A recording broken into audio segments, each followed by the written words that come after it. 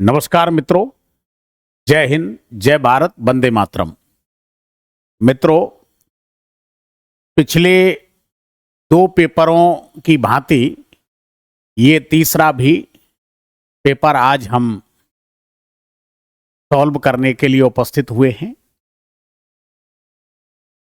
मैं मानता हूं कि मेरे द्वारा दिया गया सॉल्यूशन आपके लिए उपयोगी होगा।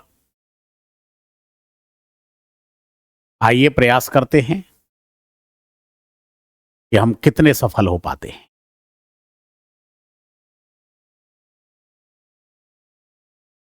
जो हमारा तीसरा पेपर है, इस तीसरे पेपर का पहला प्रश्न है, लिटिगेशन का हिंदी अर्थ होगा।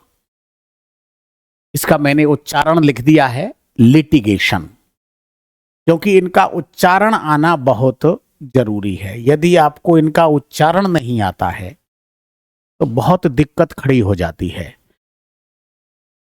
ये बड़ी विडंबना है इंग्लिश में कि यहां पर कैंसर कब सेंसर हो जाए और सेंसर कब कैंसर हो जाए पता नहीं चलता। बोलते हैं नॉलेज और लिखते हैं का नॉलेज, लिखते हैं साइकोलॉजी और बोलते हैं साइकोलॉजी। तो ये अंग्रेजी का बड़ा बेहुदा। अब मैं इसको इसलिए कह रहा हूं क्योंकि हिंदी में ऐसा नहीं होता है। अब मैं तो हिंदी का आदमी हूं तो मैं तो अपनी हिंदी की बात करूंगा। तो अंग्रेजी में अमूमन इस तरह की स्थितियां पैदा हो जाती हैं, इसलिए मैंने यहां पर इनके उच्चारण लिख दिए हैं, लिटिगेशन। लिटिगेशन का मतलब होता है मुकदमेबाजी। अगला क्वेश्चन है, किस विकल्प में सदैव पुल्लिंग में प्रयुक्त होने वाला शब्द नहीं है? अब जैसे शब्द है जिराफ, तो जिराफ के आगे हम लगा देंगे मादा जिराफ, तो ये जिराफ से नर जिराफ भी हो गया और इसके सामने मादा लगा देंगे तो मादा जिराफ बन गया। अब ये किस विकल्प में सदैव पुल्लिंग में प्रयुक्त होने वाला शब्द नहीं है?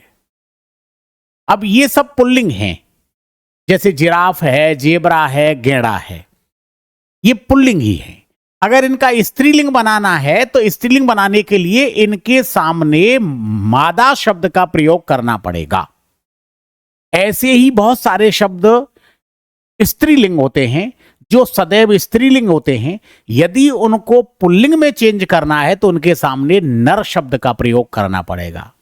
ठीक है, जैसे नर लोमड़ी, नर छिपकली, क्योंकि छिपकली का छिपकला नहीं होगा, लोमड़ी का लोमड़ा नहीं होगा। ऐसे ही जिराफ का जिराफ ही नहीं होगा, जेबरा का जेबरी नहीं होगा, गेड़ा का गेड़ी नहीं होगा। ठीक है, तो इनके सामने अगर स्त्रीलिंग बनाना है तो मादा शब्द का प्रयोग करना पड़ेगा। लेकिन हाथी से क्या बन जाएगा? हथिनी। हाथी का स्त्रीलिंग हो जाएगा हथिनी, प्रत्यय लगा करके। तो इसलिए राइट ऑप्शन फोर्थ। ये हमेशा पुल्लिंग नहीं रहता है, इसका स्त्रीलिंग शब्द भी बन जाता है। ठीक है, आइए अगला क्वेश्चन देख लीजिए। प्रश्न 3 है, शत्रु सेना ने अंततः हार मान ली। वाक्य में प्रयुक्त शत्रु सेना शब्द में लिंग है शत्रु की सेना। शत्रु का सेना आ रहा है या शत्रु की सेना आ रही है? शत्रु की सेना आ रही है, तो ये क्या है? ये स्त्रीलिंग है। आप वाक्य में प्रयोग करके देख लें, एक तो लिंग के लिए और एक वचन के लिए। अगला प्रश्न है, किस विकल्प में सकर्मक क्रिया है? दौड़ना, पकड़ना, छोड़ना। अब मैं आपको इसके लिए एक नियम बना देता हूं। एक तो आप कोई भी प्रश्न करें, एक तो क्या और कहां।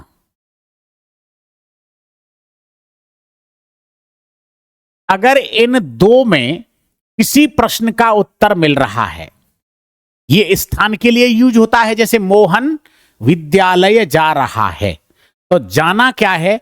जाना सकर्मक क्रिया है, क्योंकि जाने का मतलब है स्थान। कहीं ना कहीं तो जा रहा होगा ना, तो वो स्थान है। तो कहां जा रहा है? कि विद्यालय जा रहा है, विद्यालय को जा रहा है। अगर प्रश्न क्या से है और क्या का उत्तर मिल रहा है, मोहन क्या खा रहा है, कि आम खा रहा है, खाना खा रहा है, रोटी खा रहा है, ठीक है, आइसक्रीम खा रहा है, तो क्या और कहां, इन दो से उत्तर मिल जाए तो सकर्मक, और अगर इनसे उत्तर न मिले तो अकर्मक। तो क्या दौड़ रहा है, उत्तर नहीं मिलेगा। कहां दौड़ रहा है, इससे भी उत्तर नहीं मिलेगा। उत्तर मिलेगा तो उसमें कर्म का बोध नहीं होगा।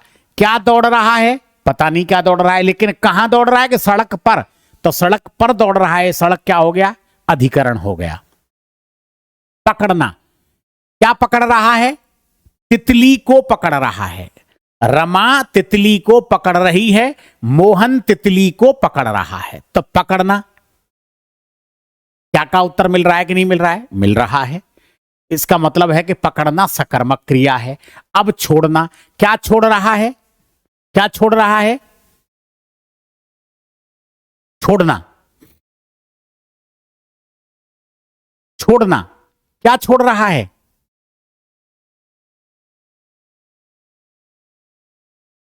बोलिए, क्या छोड़ रहा है। तो छोड़ना क्या है, जैसे वह पुस्तक को छोड़ रहा है, तो छोड़ना। वह सिगरेट पीने को छोड़ रहा है ना, सिगरेट पीना छोड़ रहा है, तो सिगरेट को पीना। अब यहां पर किस विकल्प में सकर्मक क्रिया है, तो भैया ध्यान रख लेना, पकड़ना और छोड़ना दोनों ही सकर्मक क्रिया हैं, दौड़ना अकर्मक क्रिया है, यह ध्यान रख लेना। तो इसका मतलब है कि यहां पर दूसरे और तीसरे दोनों में ही सकर्मक क्रिया है, तो राइट ऑप्शन फोर्थ, दोनों में सकर्मक क्रिया है। भाई सिगरेट पीना छोड़ रहा है या वह तितली को छोड़ रहा है, एक ओर तो पकड़ रहा है और दूसरी ओर छोड़ रहा है, कि तितली को छोड़ रहा है। तो छोड़ना और पकड़ना, अगर क्या और कहां से उत्तर मिल जाए तो सकर्मक, और अगर इनसे न मिले तो अकर्मक। ठीक है, आइए नेक्स्ट क्वेश्चन। उसकी पाजेब तुम्हारी पाजेब से ज्यादा भारी है। अब देखो, एक तो यहां आ गया से, तो से का मतलब है तुलना। तुम्हारी पाजेब मतलब उसकी पाजेब तुम्हारी पाजेब से भारी है, तो तुलना के योग में अपादान आता है, बिल्कुल सही है। उसकी पाजेब तुम्हारी पाजेब से भारी है, तो संबंध का भी बोध हो रहा है। तो इसमें क्या है कि संबंध कारक का भी बोध हो रहा है और अपादान कारक का भी बोध हो रहा है। तो वाक्य में कारक है, तो पहला और दूसरा दोनों, राइट ऑप्शन थर्ड। भाई उसकी, तो संबंध का बोध हो रहा है, और तुलना हो रही है कि उसकी पाजेब तुम्हारी पाजेब से भारी है, तो तुलना के योग में अपादान होता है। नेक्स्ट प्रश्न है, मेरे आने तक तुम सफाई कर लेना। यह भविष्य की बात है, मेरे आने तक, मैं जब तक आऊं तब तक आप सफाई करके बिल्कुल नीट एंड क्लीन करके रखना। तो कब की बात है, यह भविष्य के लिए। ठीक है,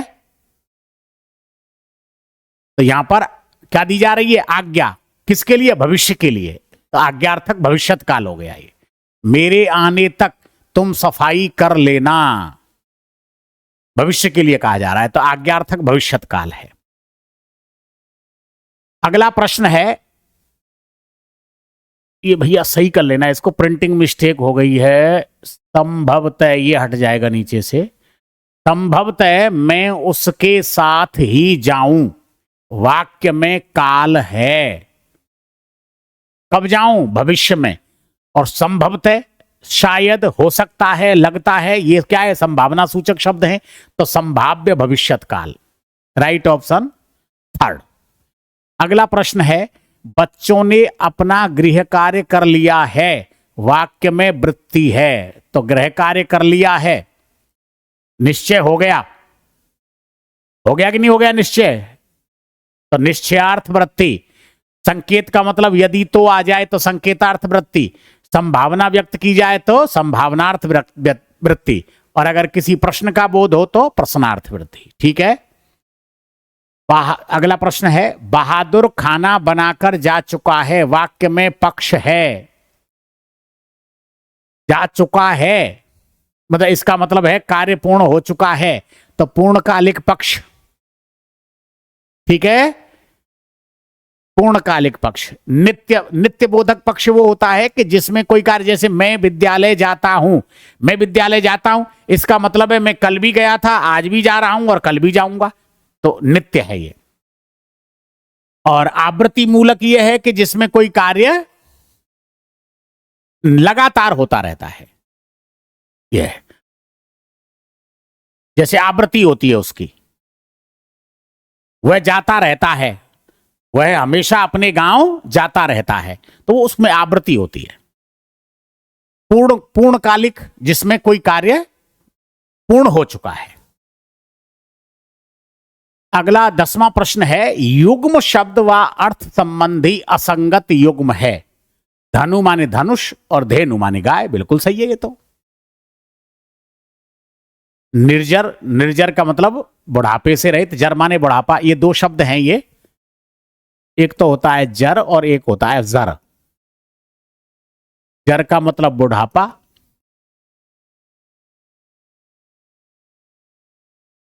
और जर का मतलब चल संपत्ति। चल संपत्ति। तो जर का मतलब बुढ़ापा, तो निर्जर का मतलब बुढ़ापे से रहित, और निर्झर का मतलब झरना। तो ये तो गलत हो गया भैया, असंगत यही है। निधन का मतलब तो है मृत्यु और निर्धन का मतलब गरीब। बिल्कुल सही है। और निंदा, बुराई और निद्रा का मतलब नींद। तो यही है राइट ऑप्शन सेकंड। नौकर पानी भरकर जाएगा। नौकर पानी भरकर जाएगा, वाक्य में वाच्य भेद कौन सा है? कौन सा वाच्य है? नौकर पानी भरकर जाएगा। अब देखो आप, ये मैं आपको कई बार बता चुका हूं आज। हाँ, ये कौन सा भेद है और वह किस वाच्य में परिवर्तित होगा, मैं आपको यह मोटा मोटा वो बता देता हूं। जैसे कर्तृवाच्य वाक्य है, कर्तृवाच्य, कर्तृवाच्य में क्या होता है? अकर्मक और सकर्मक, ये दोनों ही प्रकार के वाक्य होते हैं। ठीक है ना?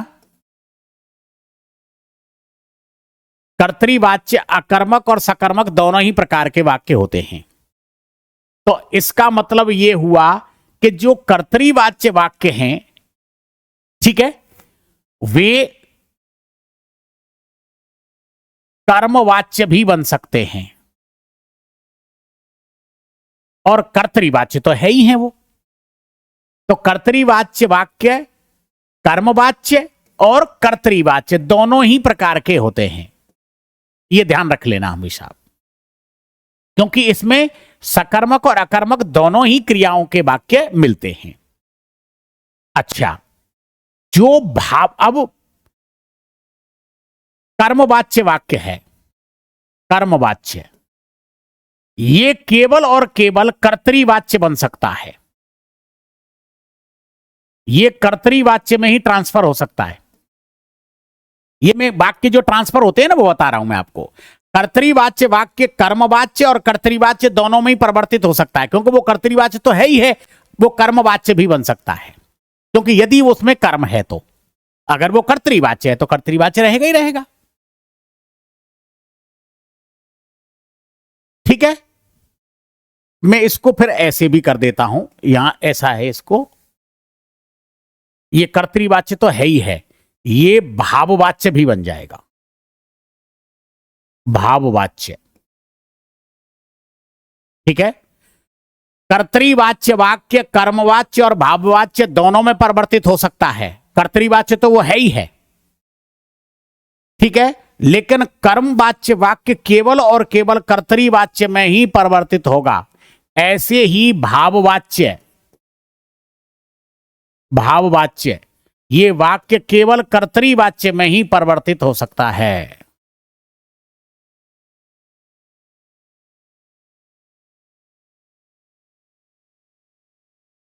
समझ लो अब आप, क्योंकि जो भाववाच्य वाक्य होते हैं वे हमेशा अकर्मक ही होते हैं, सकर्मक वाक्य कभी भी भाववाच्य वाक्य नहीं होता है। नौकर पानी भरकर जाएगा, तो अब आप समझ लो इसको, पानी को भरकर जाएगा, तो यहां पर ये वाक्य कौन सा है? ये सकर्मक क्रिया का वाक्य है। ये तो सकर्मक क्रिया का वाक्य है, इसका मतलब है ये कर्तरीवाच्य तो है ही है।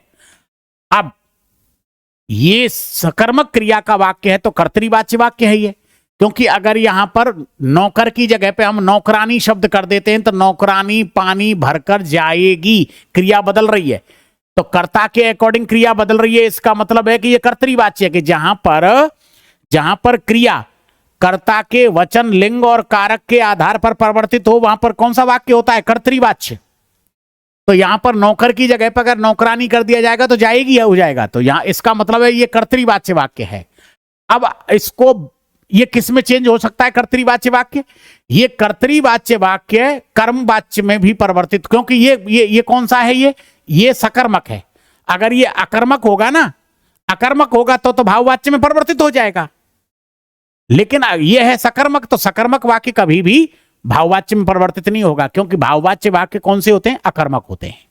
तो नौकर पानी भरकर जाएगा, ये कर्तरीवाच्य वाक्य है। अब इसको अब ये सकर्मक वाक्य है, इसलिए ये कर्मवाच्य बन जाएगा। तो कैसे बनेगा ये?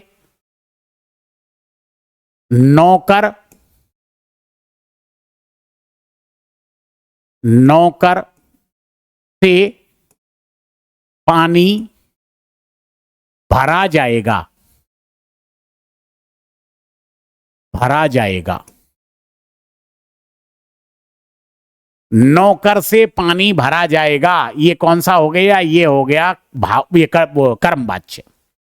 तो इसका मतलब क्या हो गया? यह वाच्य का कौन सा भेद है? तो यह है कर्तरीवाच्य, मतलब ये कर्मवाच्य है। ठीक है ना?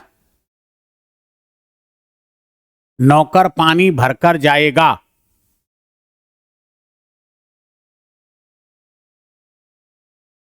तो ये कर्तरीवाच्य है, नौकर पानी भरकर जाएगा।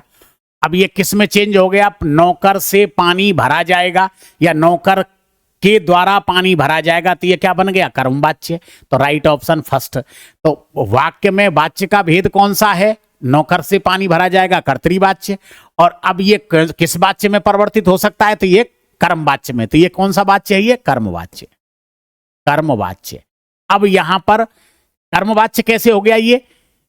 कि यहां पर अगर हम नौकरानी भी कर देते हैं तो क्रिया पर कोई परिवर्तन नहीं होगा, वो पानी से परिवर्तित होगा। नौकरानी से पानी भरा जाएगा, यहां पर आप देखो नौकर पानी भरकर जाएगा, नौकरानी पानी भरकर जाएगी। लेकिन अब आप देखो यहां कर्म के आधार पर परिवर्तित होगा, कर्ता का संबंध खत्म। नौकरानी से पानी भरा जाएगा, तो पानी से ही क्रिया में परिवर्तन होगा, मतलब कर्म से ही परिवर्तन होगा। तो जहां कर्म के वचन, लिंग और कारक के आधार पर परिवर्तित हो क्रिया, तो वहां पर कर्मवाच्य होता है। ठीक है, समझ गए होंगे आप। चलिए, तो राइट ऑप्शन फर्स्ट। किस विकल्प के सभी शब्द अशुद्ध हैं? गोवर्धन, अदृश्य, वैसे तो अभ्यर्थी भी गलत है, अभ्यर्थी शब्द होता है ना भैया। गोवर्धन भी मेरी दृष्टि में तो गलत है। सदृश शब्द सही है। ईर्ष्या, महत्व गलत है। उल्लंघन सही है, महत्व गलत है। इसमें महत्व ऐसे होगा, ये महत्व प्लस त्व बराबर महत्व, डबल तय आएगा, महत्व। और ये गोवर्धन आएगा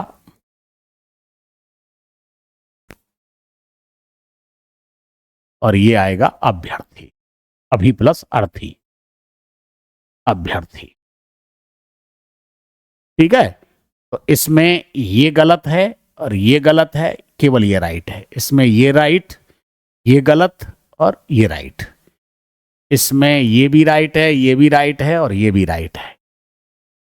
इसमें तो ये सारे के सारे ही गलत हैं। ये होगा अतिथि, जिसके आने की कोई तिथि नहीं हो। ये होगा उत्पन्न, डबल न आएगा।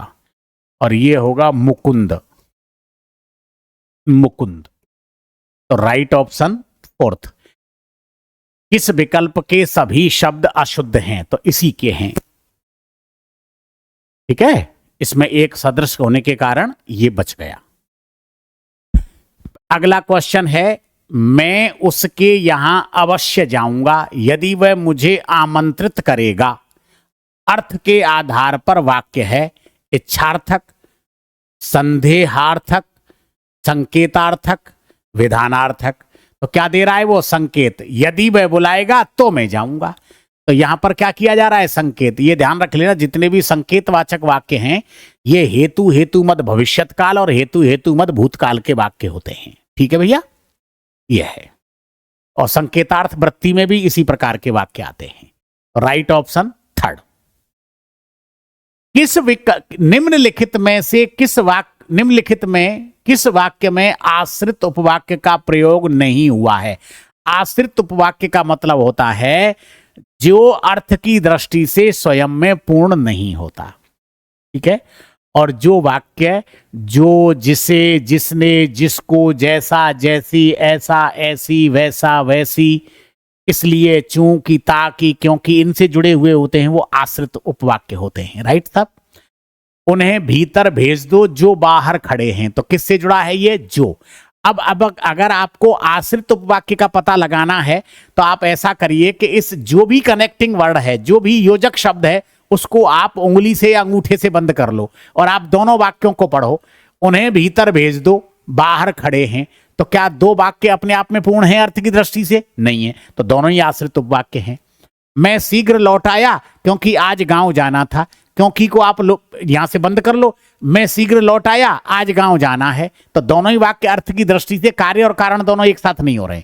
लेकिन अब यहां अगर क्योंकि से जोड़ देंगे तो यहां कार्य कारण दोनों ही जुड़ जाएंगे। तो इसका मतलब ये भी आश्रित उपवाक्य है। उन्हें कह दीजिएगा, ये की से जुड़ा हुआ है, ये हटा देता हूं मैं। ये जो, ये क्योंकि। उन्हें कह दीजिएगा कि इस बार मैं छुट्टी पर रहूंगा, ये की से जुड़ा हुआ है, चूंकि, क्योंकि, की।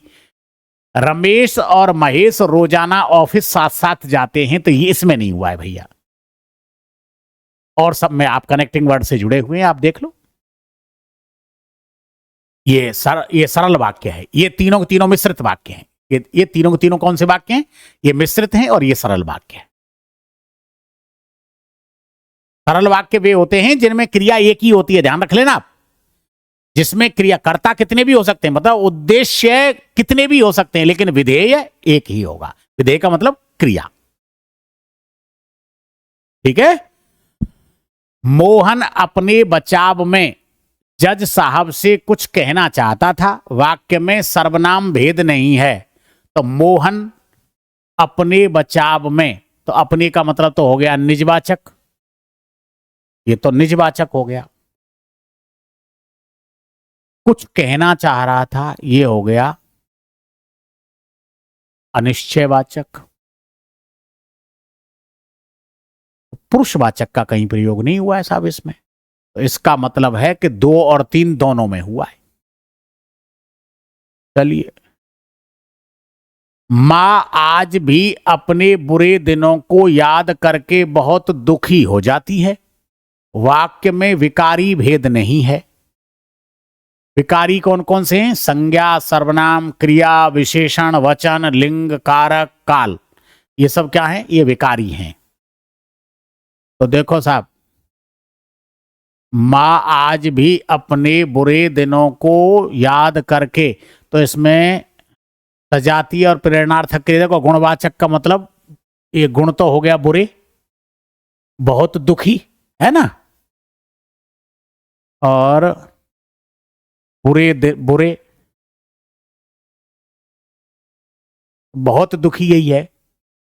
अपने हो गया निजवाचक, ठीक है ना, जातिवाचक संज्ञा बुरे दिनों, ये बुरे दिनों, ये जातिवाचक संज्ञा हो गई। क्योंकि जब गुणवाचक विशेषण जो होते हैं ना, एक वचन गुणवाचक विशेषण शब्द और एक वचन भाववाचक संज्ञा शब्द जब बहुवचन में प्रयुक्त हो जाते हैं तो वो जातिवाचक संज्ञा बन जाते हैं।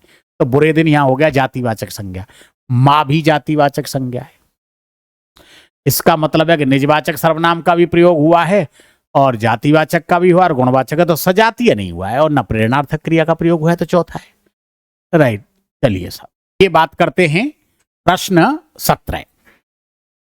सुनहरा भविष्य मुझे पुकार रहा है वाक्य के संदर्भ में असत्य कथन है।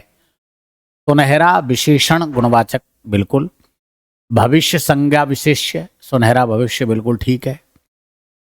मुझे पुरुषवाचक सर्वनाम उत्तम पुरुष बिल्कुल सही है। पुकार संज्ञा भाववाचक नहीं, नहीं यही है, यही नहीं है। पुकार रहा है ये तो क्रिया विशेषण है, ये तो क्रिया विशेषण है।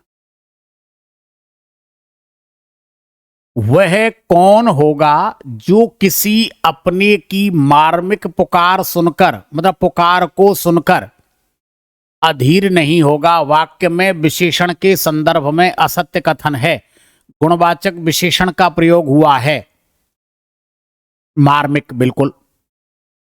एकाधिक प्रविशेषणों के रूपों का प्रयोग हुआ है, प्रविशेषण कहां है इसमें? मार्मिक पुकार सुनकर, इसमें सार्वनामिक विशेषण वह कौन, इसमें सार्वनामिक विशेषण का हुआ है। उद्देश्य विशेषण का प्रयोग, देखो ये तो सार्वनामिक विशेषण हो गया ना, और किसी अपने, ये भी सार्वनामिक विशेषण,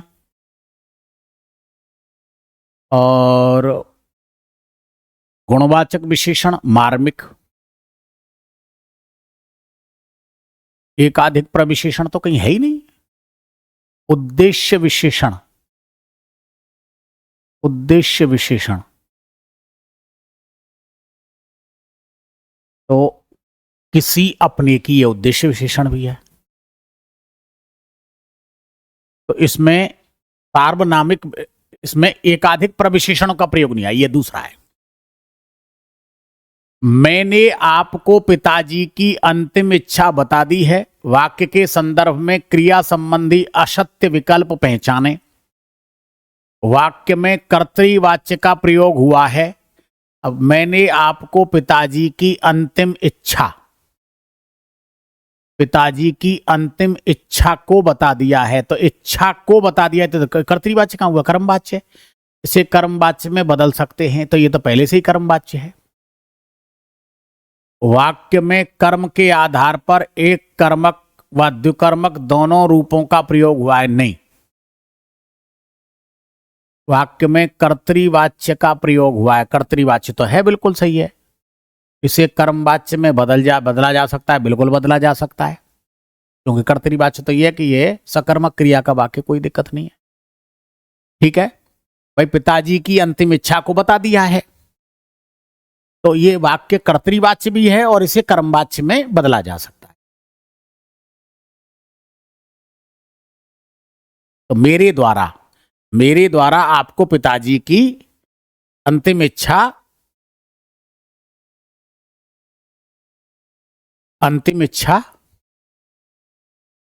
बता दी गई है। मेरे द्वारा आपको पिताजी की अंतिम इच्छा बता दी गई है, तो मतलब ये कर्मवाच्य हो गया।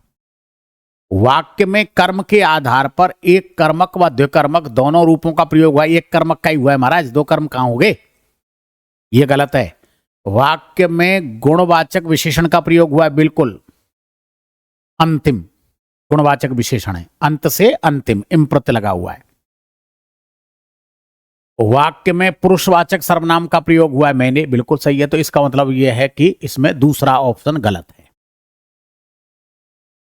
ऐसे लोगों से बचकर रहना जो स्वार्थी और चालाक होते हैं। ऐसे लोगों से बचकर रहना जो स्वार्थी और चालाक होते हैं। वाक्य में विशेष्य है लोगों, विशेष्य का मतलब संज्ञा, विशेष्य का मतलब क्या होता है? संज्ञा। विशेष्य का मतलब संज्ञा, तो संज्ञा या क्या है? लोगों। विशेष संज्ञा को कहते हैं, तो राइट ऑप्शन हाँ।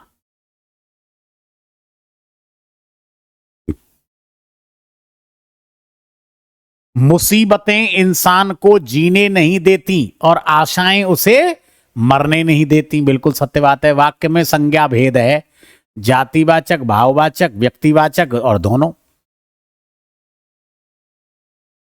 मुसीबतें इंसान को जीने नहीं देती और आशाएं उसे मरने नहीं देती, तो जातिवाचक संज्ञा है। मुसीबतें, इंसान, आशाएं, ये सब जातिवाचक संज्ञाएं हैं, है ना। मुसीबतें, इंसान, आशाएं, ये सब जातिवाचक संज्ञाएं। क्योंकि ये देखो, मैंने अभी बताया ना आपको, मुसीबत, आशा, ये सब क्या है? मुसीबत और आशा, ये भाव हैं ये, ठीक है। जब इनका बहुवचन के रूप में प्रयोग हो जाता है तो ये जातिवाचक संज्ञा बन जाती।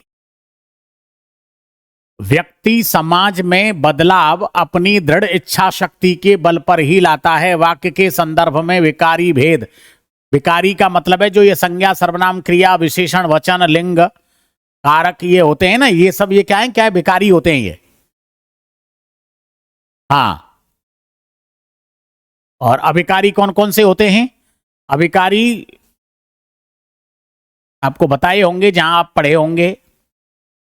अगर मेरे विद्यार्थी हैं तो उनको पता होगा ही होगा कि वो अभिकारी कौन कौन से हैं। एक तो होते हैं क्रिया विशेषण, अभिकारी शब्द क्रिया विशेषण होते हैं। दूसरे होते हैं संबंध बोधक शब्द। तीसरे होते हैं योजक शब्द। और चौथे होते हैं आश्चर्य, विस्मय आदि बोधक शब्द। और पांचवे होते हैं निपात। ये सब क्या होते हैं? ये अभिकारी होते हैं। इनको छोड़ करके जितने भी शब्द हैं, वो चाहे संज्ञा शब्द हैं, सर्वनाम शब्द हैं, विशेषण शब्द हैं, वो सारे के सारे क्रिया शब्द हैं, ठीक है। तो व्यक्ति समाज में बदलाव अपनी दृढ़ इच्छा शक्ति के बल पर ही लाता है। वाक्य के संदर्भ में विकारी, भेद संबंधी, असत्य कथन है, मतलब संज्ञा, सर्वनाम संबंधी। संज्ञा वाक्य में जातिवाचक व भाववाचक संज्ञा का प्रयोग हुआ है। वाक्य में जातिवाचक व्यक्ति, समाज, दृढ़ इच्छा शक्ति, भाव। वाक्य में गुणवाचक विशेषण का प्रयोग हुआ है, दृढ़ इच्छा शक्ति। वाक्य में अकर्मक क्रिया का प्रयोग हुआ है। समाज, व्यक्ति समाज में बदलाव को अपनी दृढ़ इच्छा शक्ति के बल पर ही लाता है, तो अकर्मक नहीं भैया, यही है। सकर्मक क्रिया का वाक्य अकर्मक क्रिया का वाक्य हुआ ही नहीं। तीसरा है, चोर चोरी करके पुलिस वालों से बचकर निकल गए।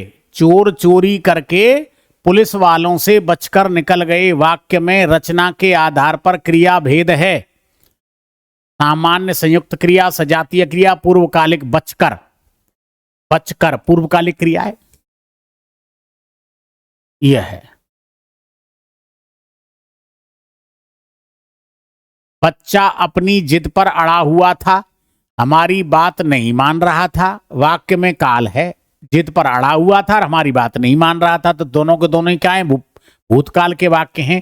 और थाथी थे आ गया, इसलिए पूर्ण भूतकाल हो गया। तो राइट ऑप्शन थर्ड। मूल शब्द व प्रत्यय संबंधी अनुचित युग्म पहचाने। मूल शब्द और प्रत्यय संबंधी।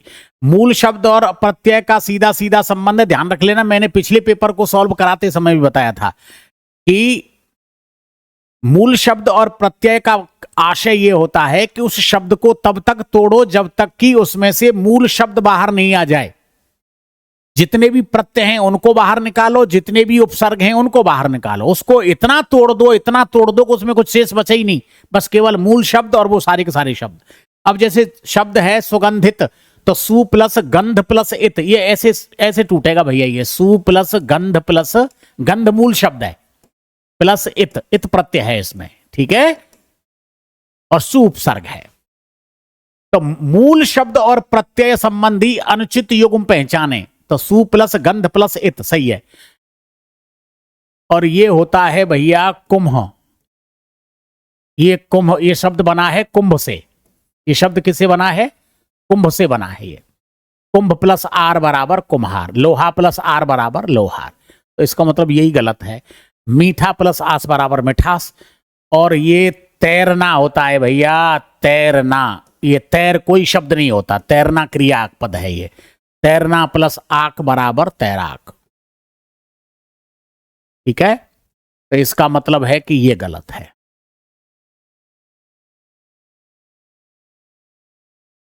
मोहन, फेयरनेस, ठीक है। मोहन कल किसी आदमी के बारे में चर्चा कर रहा था। वाक्य में कर्म के आधार पर क्रिया भेद है। मोहन कल किसी आदमी के बारे में चर्चा कर रहा था। अकर्मक, एक कर्मक, द्विकर्मक। मोहन कल किसी आदमी के बारे में चर्चा को कर रहा था। किसी आदमी के बारे में चर्चा को कर रहा था, तो एक कर्मक, एक कर्मक ही है, जो कर्मक तो है ही नहीं।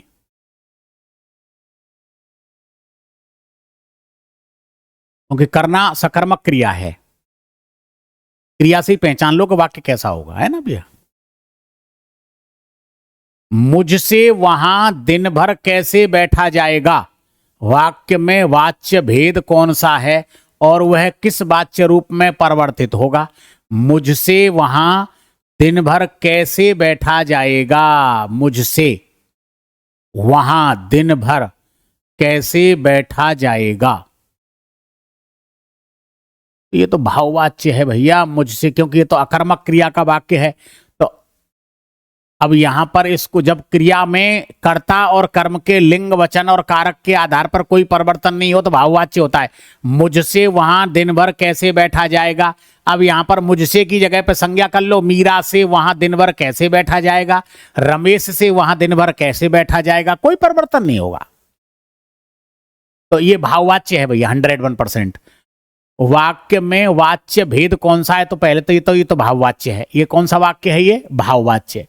अब भाववाच्य वाक्य को केवल और केवल कर्तृवाच्य में परिवर्तित किया जा सकता है, क्योंकि ये मैंने आपको वहां पीछे बताया है। आप देखो, आप ये देखो, आप भाववाच्य वाक्य को केवल कर्तृवाच्य वाक्य में ही परिवर्तित किया जा सकता है। देखो आप, केवल और केवल कर्तृवाच्य में, क्योंकि भाववाच्य वाक्य अकर्मक होते हैं और कर्तृवाच्य वाक्य अकर्मक भी होता है और सकर्मक भी होता है। इसलिए आप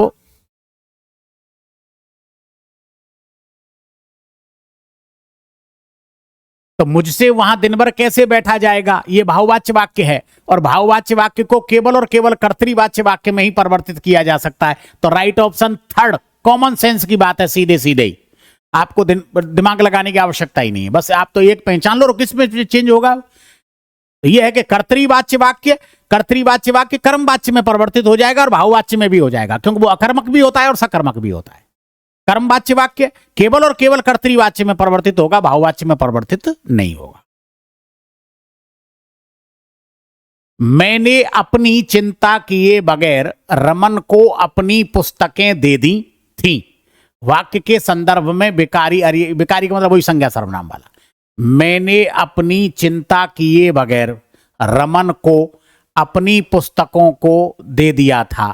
तो इसमें द्विकर्मक क्रिया है, ये तो रमन को पुस्तकों को दे दिया था, तो द्विकर्मक क्रिया है। वाक्य में द्विकर्मक क्रिया का प्रयोग हुआ है 101%।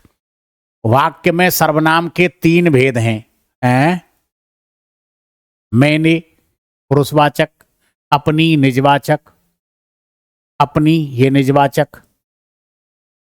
और 3 भेद कहां है भैया, 3 भेद तो है ही नहीं, यही गलत है। वाक्य में भाववाचक संज्ञा का प्रयोग हुआ है, तो चिंता भाव है, बिल्कुल। जातिवाचक संज्ञा पुस्तकें, रमन व्यक्तिवाचक संज्ञा, द्विकर्मक क्रिया का प्रयोग हुआ, यह भी सत्य है। वाक्य में विशेषण का प्रयोग नहीं हुआ है, वाक्य में विशेषण का प्रयोग नहीं हुआ है, बिल्कुल सत्य बात है ये भी। Right option first. सर्वनाम के केवल 2 ही भेद प्रयुक्त हुए हैं, मैंने पुरुषवाचक और अपनी निजवाचक।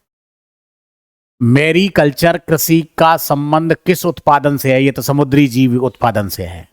ये घोंगा सीपी वगैरह का उत्पादन कर रहे हैं ना मोतियों के, उसके लिए अब तो बहुत सीकर झुंझुनू में भी हो रहा है खूब। मेरी कल्चर बोलते हैं इसको।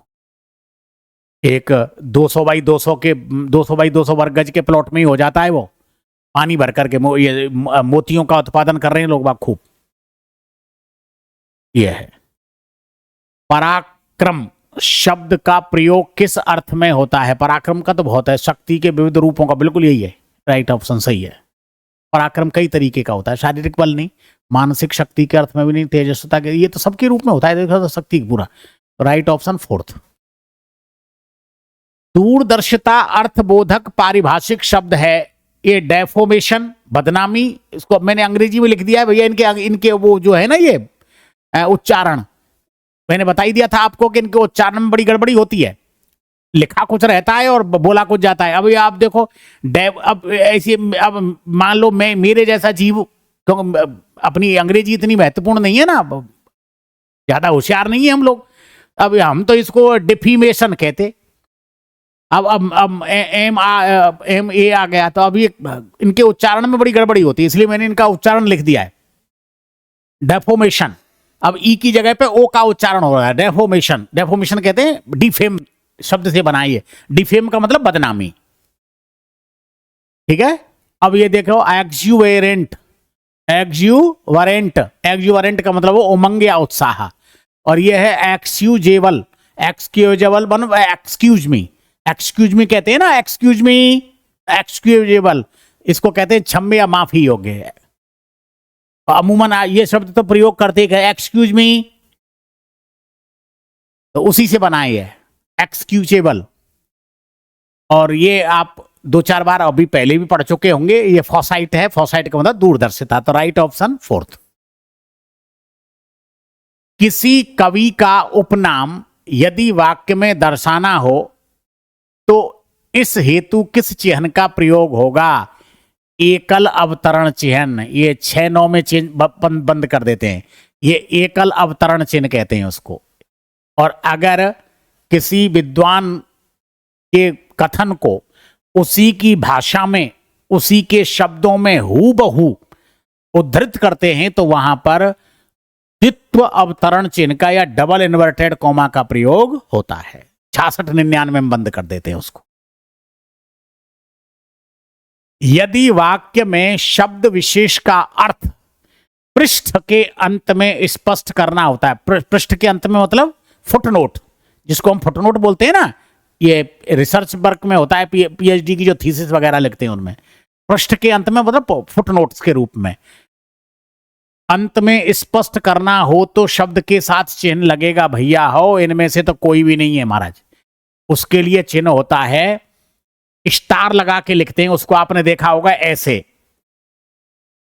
ऐसे वहां तो लिख देते हैं है ना, स्टार लगा के, या फिर वो संख्या डाल देते हैं ऐसे, जैसे स्टार लगाया और फिर लिख देते हैं कि ये है साहब, तो उसको हम कहते हैं तारक चिन्ह।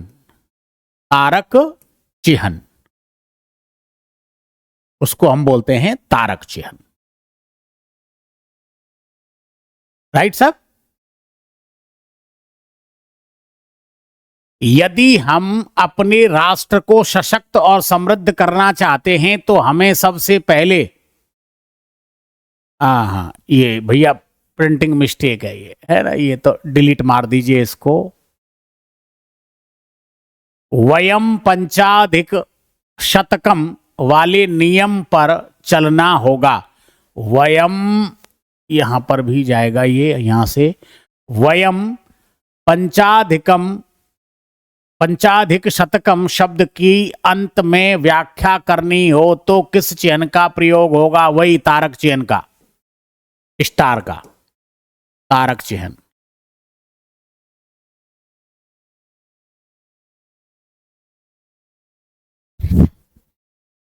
अब इसको आप कैसे भी कह लो, आप अब इसको संकेत मान सकते हो, देखो मैं अब ये इसको मान सकते हो, लेकिन ये तारक चिन्ह अलग से ही होता है ना, यहां पर भी ये तारक चिन्ह अलग से है।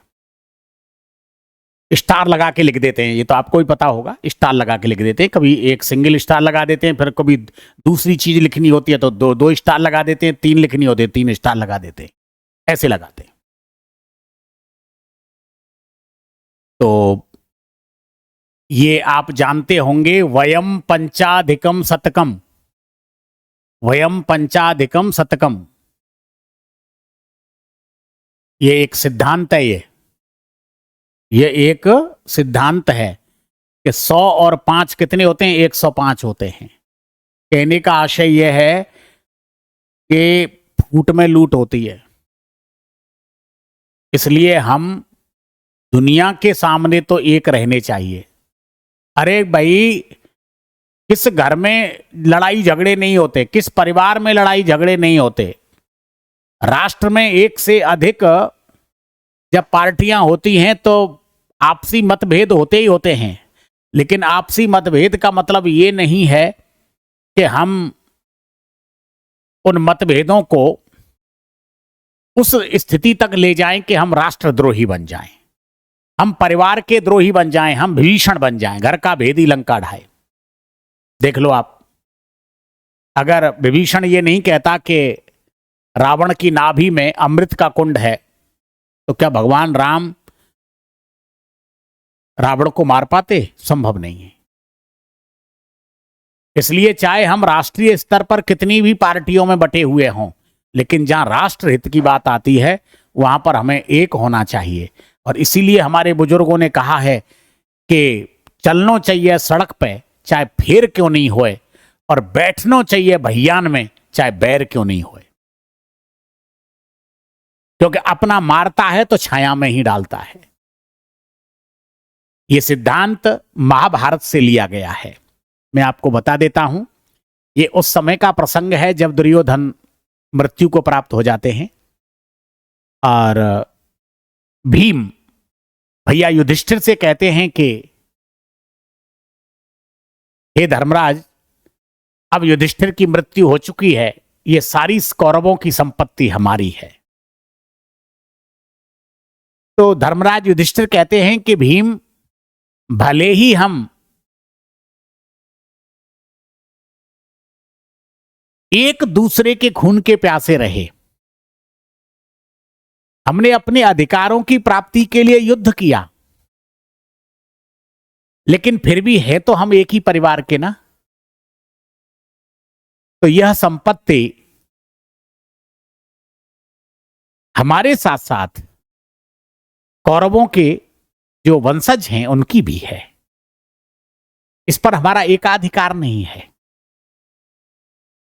इसीलिए वो पूरी संपत्ति का परित्याग करके भगवान श्री कृष्ण के निर्देशन में हिमालय की तराई में या हिमालय पर तपस्या करने के लिए चले जाते हैं कि हमने वो संपत्ति अपनों को मार करके प्राप्त की है, इसलिए हमारा इस संपत्ति पर कोई अधिकार नहीं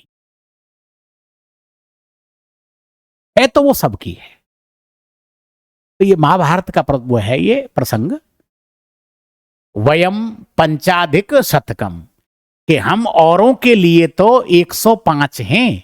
वैसे हम भले ही 100 और 5 हैं, भाई आपसी मतभेद है तो वो कौरव 100 हैं और हम 5 हैं, लेकिन औरों के लिए तो हम 105 हैं। अगर कोई हमसे और कोई पंगा लेगा तो हम 105 हैं। यह है कारक व उदाहरण संबंधी असंगत विकल्प है। कर्ता कारक, ये मैंने उत्तर दे दिया था भैया इसका, हाँ ठीक है। अब अगर इसकी वयम पंचाधिकम शतकम शब्द के अंत में व्याख्या करनी हो तो किस शब्द का प्रयोग किया, मतलब किस शब्द नहीं, किस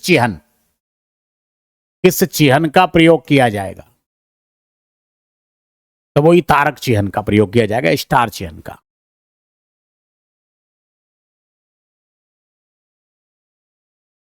कारक व उदाहरण संबंधी असंगत विकल्प है। कर्ता कारक, मैं तो कल ही आ गया था, मैं तो कल ही आ गया था, ठीक है।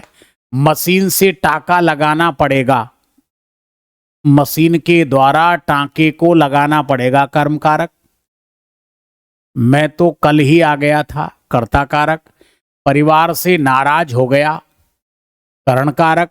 बगीचे में घूमने चलेंगे, अधिकरण कारक। तो बगीचे में अधिकरण हो गया। परिवार से नाराज होने का मतलब परिवार से अलग होना, तो यहां तो भैया अपादान होगा, अपादान। और यहां क्या आ रहा है? करण, संभव ही नहीं है। मशीन से टांका लगाना पड़ेगा, तो टांके को लगाना पड़ेगा, तो यहां तो टांका हो गया कर्म और मशीन से ये हो गया करण, ठीक है। तो इसमें दोनों हैं, तो राइट ऑप्शन अपादान, ये गलत है। आनी प्रत्यय से किस शब्द का स्त्रीलिंग रूप नहीं बनेगा? भैया सबका ही बनेगा, ध्यान रख लेना। इसमें ठाकुर प्लस आनी बराबर ठाकुरानी, और इसमें आयन लगा दोगे तो ठाकुराइन भी बन जाएगा। दोनों ही शब्द होते हैं भैया, ठाकुराइन। ठीक है, आनी बराबर नौकरानी,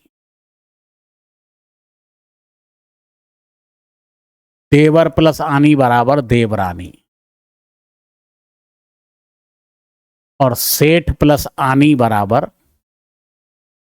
सेठानी, इंद्र प्लस आनी बराबर इंद्राणी, ब्रह्मा प्लस आनी बराबर ब्रह्माणी। यह है, तो ठाकुर में आनी प्रति भी लगता है और आयन भी लगता है, जैसे ठकुरायन, ओझायन, मुंशियायन। ठीक है ना, पंडितायन। आकारांत शब्द को ईकारांत में बदलकर उसका स्त्रीलिंग रूप बना सकते हैं। ये भैया इसमें सब में है भैया, ये सब सही है। ठीक है, बोनस अंक मिलेंगे। आकारांत शब्द को ईकारांत में बदलकर उसका स्त्रीलिंग रूप बना सकते हैं। इस नियम संबंधी असंगत युग्म है। चाचा से चाची, थैला से थैली, रस्सा से रस्सी। तो नगरा से नगरी नहीं बनेगा भैया, नहीं नहीं, नगर से नगर नागरी नहीं बनेगा। ये तो मतलब नगर से नागरी तो बन जाएगा, लेकिन नगरा थोड़ा ही है, नगर है, यही है। आकारांत नहीं है, ये तो अकारांत है। नी प्रत्यय से बना स्त्रीलिंग शब्द नहीं है। मोर से मोरनी, शेर से शेरनी, ऊंट से ऊंटनी, ये सब तो हैं स्त्रीलिंग। और ये है कतरना, कतरना, कतरना प्लस नी बराबर कतरनी। कतरनी कहते हैं कैंची को। कतरनी किसको कहते हैं? कैंची को, कैंची। तो ये तो साधन है भैया। और ये सब क्या है? ये स्त्रीलिंग है। मोर से मोरनी, शेर से शेरनी, ऊंट से ऊंटनी ऊंटनी, चोर से चोरनी, जाट से जाटनी।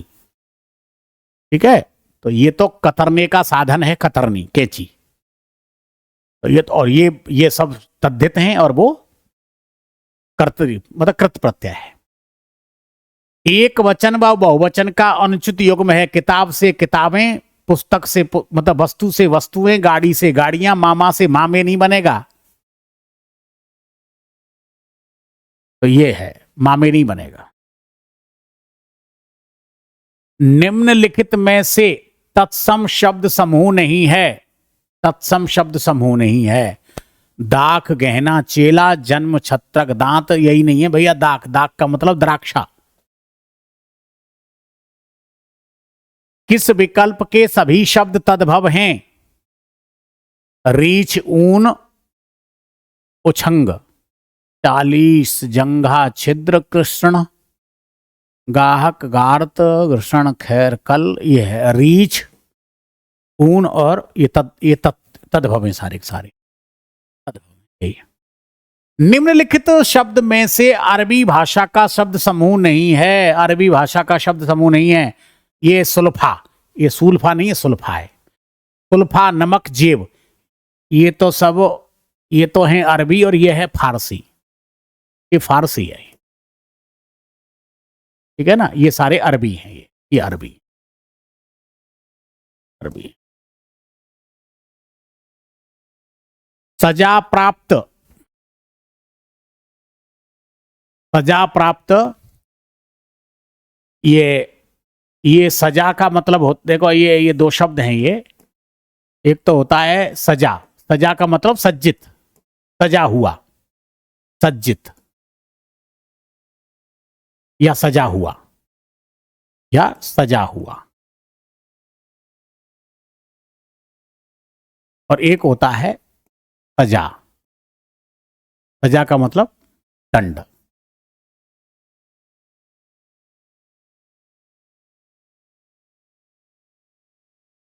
सजा प्राप्त शब्द किन दो शब्दों से मिलकर बना है? सजा प्राप्त,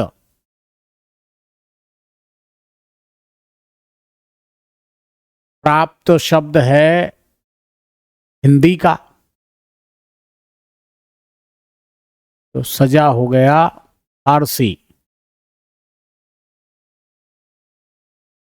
right option third, right option third. कवि दरबार में कवि शब्द हिंदी का है, लेकिन दरबार शब्द किस भाषा का है? दरबार किस भाषा का है? फारसी का।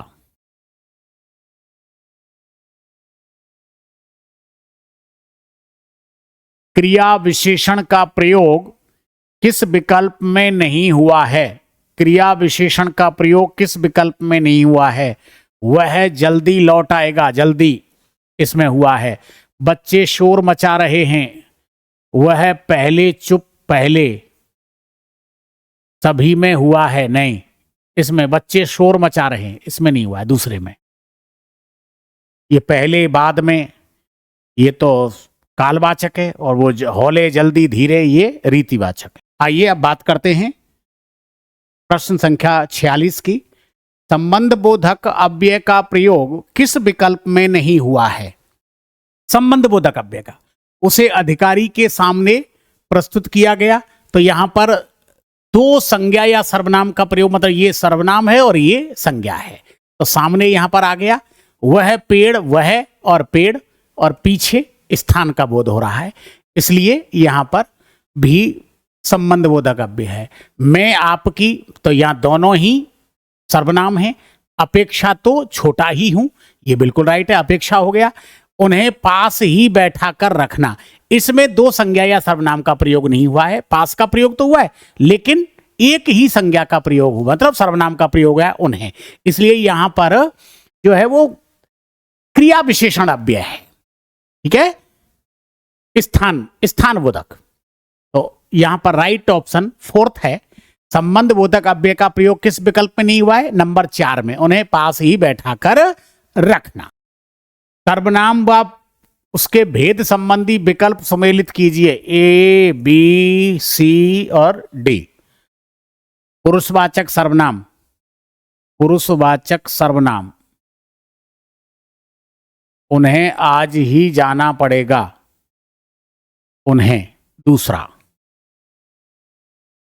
निजवाचक, अपने सामान की रक्षा कीजिए। तीसरा, संबंधवाचक सर्वनाम, जो खाना खा चुके हैं वे जा सकते हैं। चौथा, अनिश्चयवाचक सर्वनाम, किसी ने पेड़ काट लिए। पहला। 2 3 4 1, 2 3 4 1, राइट ऑप्शन फर्स्ट। कुछ शब्द का किस वाक्य में भिन्न प्रयोग हुआ है? कुछ शब्द का किस वाक्य में भिन्न प्रयोग हुआ है? जीवन चलाने हेतु कुछ तो करना पड़ेगा, कुछ। मैं कुछ सोचकर चुप हो गया, इसमें भी वही है, अनिश्चय।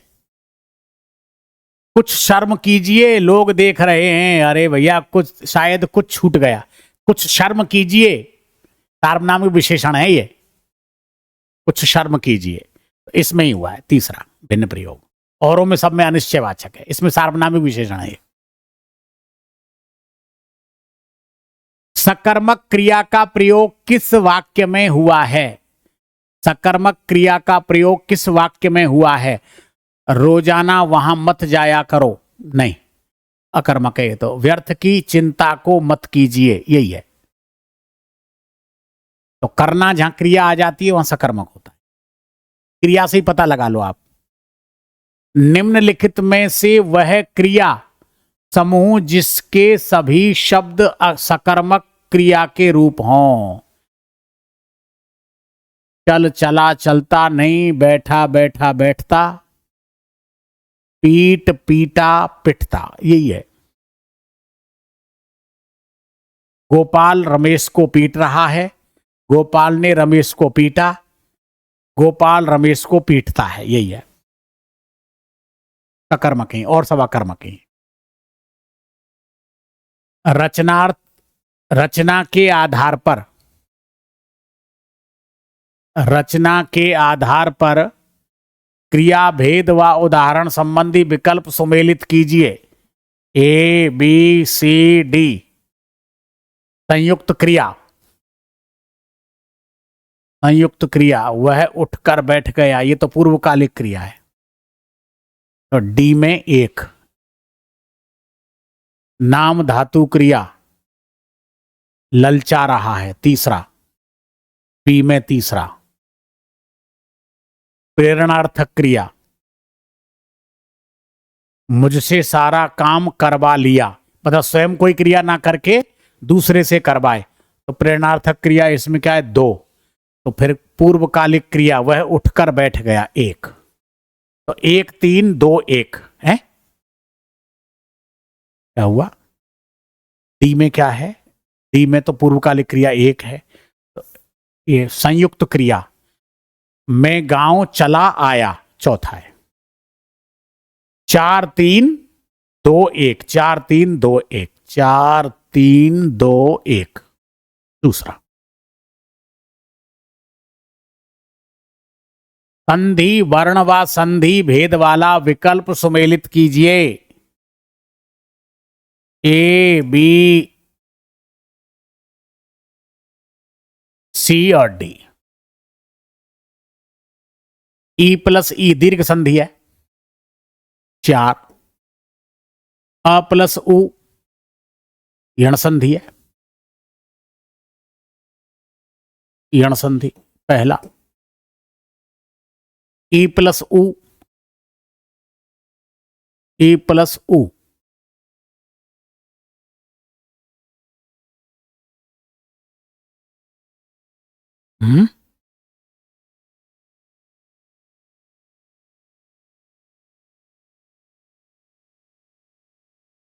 अ प्लस उ बराबर ओ, गुण संधि 3, बी में 3 है, गुण संधि होगी ना, अ प्लस उ बराबर ओ। ई प्लस उ बराबर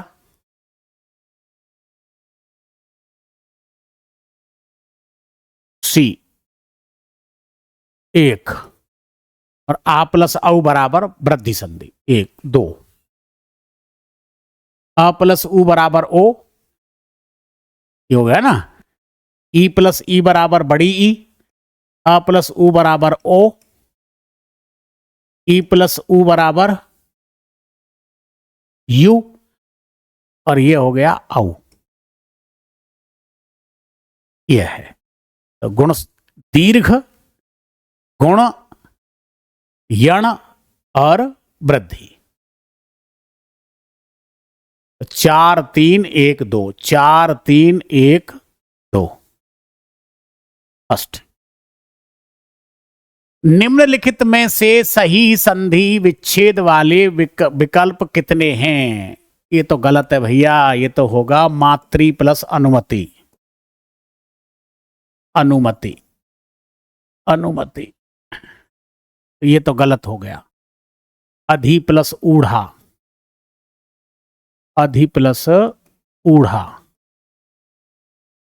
ऊढ़ा।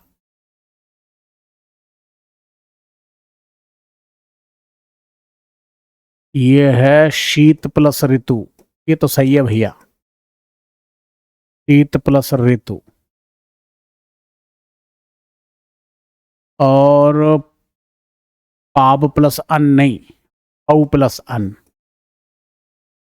औ प्लस अन, ये होगा राइट। तो इसका मतलब इसमें तो एक ही है, तीसरा, केवल थर्ड, और तो सब गलत है। संधि विच्छेद के अनुसार बना शब्द नहीं है। महा प्लस उरु बराबर महोरु, ये तो सही है। घृत प्लस ओदन बराबर घृतोदन। वसुधा प्लस ए बराबर वसुदेव। अंत्य प्लस उदय बराबर अंत्योदय।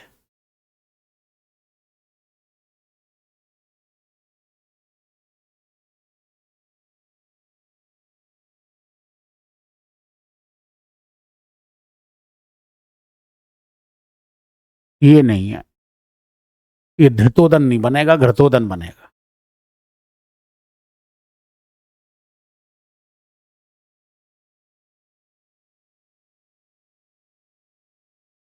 तत्पुरुष समास व उपभेद संबंधी असंगत विकल्प है। तत्पुरुष समास व उपभेद संबंधी स्वरचित, स्वयं के द्वारा रचित या स्वयं से रचित, ये तो करण होना चाहिए, कर्म तो होगा ही नहीं, ये तो गलत है। विद्या के लिए आलय संप्रदान, पद से च्युत अपादान, राम का चरित्र, ये तो यही है। व्यंजन संधि के अनुसार बना भिन्न शब्द समूह है, ये तो सब व्यंजन प्लस व्यंजन के मेल से बने हुए हैं। ये सब क्या है? ये व्यंजन प्लस व्यंजन, व्यंजन प्लस व्यंजन, ये है। क्योंकि दिक प्लस विजय, तट प्लस यंत्र, तत् प्लस जन, अभी प्लस सेग, वणिक प्लस वर्ग, दिक प्लस दर्शन, ये है। ये सब में यही है। इसमें है व्यंजन प्लस स्वर, व्यंजन प्लस स्वर का मतलब है कि इनमें से कोई नहीं, यही है भिन्न सब, क्योंकि और तो सब व्यंजन प्लस व्यंजन के योग से बने और ये व्यंजन प्लस स्वर के, क्योंकि सठ प्लस आनंद, तत् प्लस आशय और वाक प्लस ईश। संधिष्ट पद व संधि वर्ण संबंधी असंगत विकल्प है सम प्लस कार,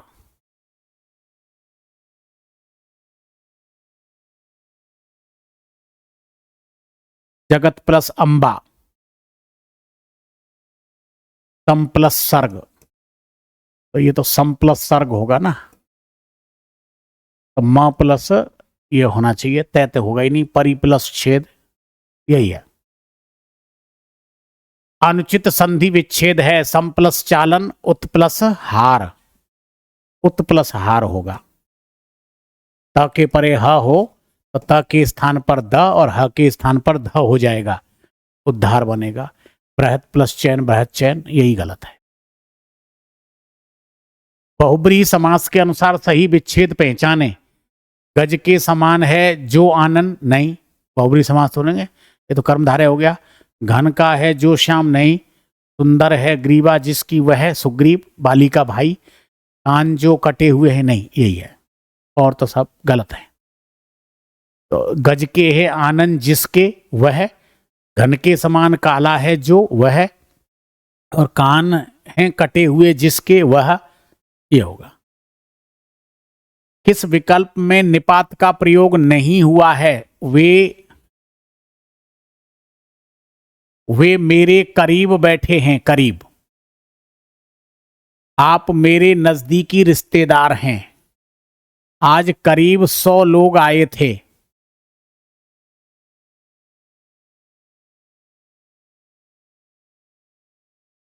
आज करीब 100 लोग आए थे, तो यहां पर रिश्तेदार हैं, लेकिन कैसे रिश्तेदार हैं? नजदीकी, तो जोर दे के कहा जा रहा है। वे मेरे करीब बैठे हैं, जोर दे के कहा जा रहा है, लेकिन यहां पर आज करीब 100 लोग आए थे, करीब का मतलब लगभग, तो यहां पर लगभग का मतलब अनिश्चयवाचक सर्वनाम है ये, तो ये नहीं है सही प्रयोग।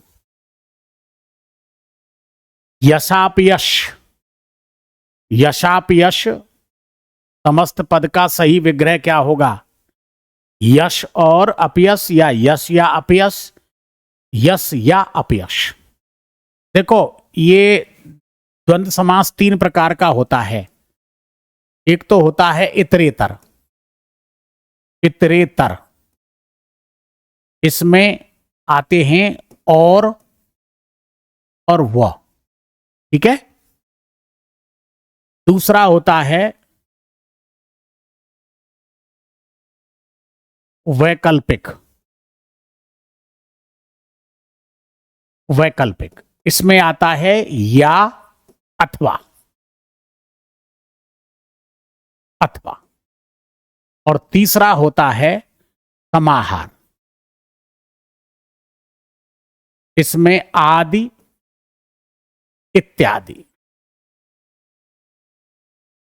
ठीक है, ये स्थिति होती है। अब देखो, यश, यशापयश, इस शब्द से देखो आप, जिंदगी में दोनों एक साथ नहीं होंगे कभी भी, या तो यश होगा या अपयश होगा, कभी एक साथ नहीं आएंगे। हानि या लाभ, जीवन या मरण, शुभ या लाभ, अपना या पराया, छोटा या बड़ा। ठीक है, तो यश या अपयश, इसका मतलब है कि ये वैकल्पिक द्वंद्व समास है। इसमें तो या आएगा, ये कभी एक साथ नहीं आएंगे, यश और अपयश कभी एक साथ नहीं आएंगे।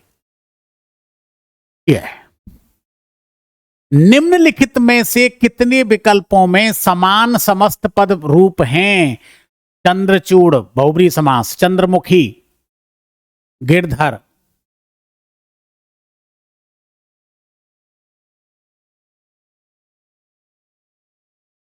वैसे तो भैया चंद्रमुखी भी कोई बहुब्री समास में कोई किसको कहते हैं चंद्रमुखी, वो है नहीं। सुरासुर, सुर और असुर, ये द्वंद्व समास है, तो इसमें केवल 4 है ना, केवल 4। ये ऐसे कर, निम्नलिखित में से कितने विकल्पों में समान समस्त पद हैं, रूप समस्त पद रूप हैं?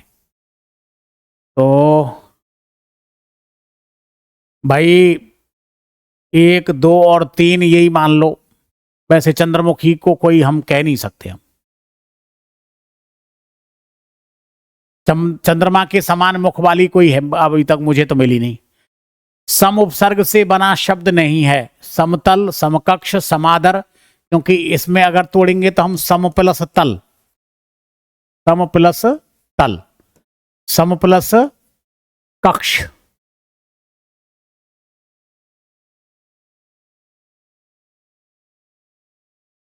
सम प्लस आ प्लस दर, तो सम उपसर्ग से बना शब्द नहीं है ये समादर। उपसर्ग व मूल शब्द संबंधी असंगत विकल्प है। अब देखो जहां पर ये बहुत कम लोग जानते हैं, मैंने आपको शायद पहले भी बताया था कि अगर वो इस तरह से प्रश्न पूछता है कि मूल शब्द और उपसर्ग की दृष्टि से सही सही विच्छेदित रूप है, या मूल शब्द और प्रत्यय की दृष्टि से सही सही विच्छेदित रूप है, तो आप उस शब्द को तब तक तोड़िए जब तक कि उसमें से सारे उपसर्ग अलग नहीं हो जाएं, या उसमें से सभी प्रत्यय अलग ना हो जाए, जब तक मूल शब्द नहीं आ जाए। अब जैसे उदाहरण के लिए आप देखो यहां पर स प्लस अवधान, अवधान मूल शब्द नहीं है, मूल शब्द है धान, तो ये कैसे टूटेगा? स प्लस अब प्लस धान, इसमें अब उपसर्ग और है, धान मीन्स धारण करना, तो इसमें 2 उपसर्ग हैं, स प्लस अब।